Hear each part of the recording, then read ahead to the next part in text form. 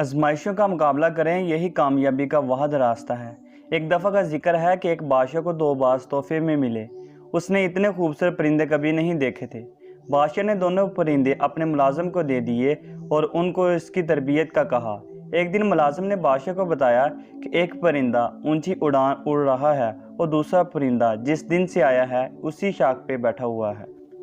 बादशाह ने ममलकत के तमाम मुआलजों और जादूगरों को तलब किया, लेकिन कोई इस बाज को उड़ा न सका।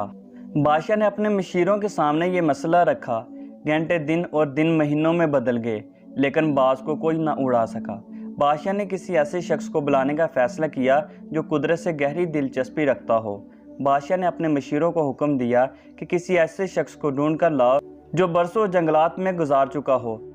अगले दिन बादशाह बाज को महल के बागों में उड़ते हुए देखकर हैरान रह गया। बादशाह ने उस शख्स को तलब किया जिसने बाज को उड़ाया था। उस शख्स को बादशाह के सामने पेश किया गया। बादशाह ने पूछा, तुमने बाज को कैसे उड़ाया? वो मुस्कुराकर बोला, मैंने वो शाख ही काट दी जिस पर बाज बैठा हुआ था। आगे बढ़ने के मौके बहुत हैं, लेकिन हम आगे बढ़ने की कोशिश नहीं करते।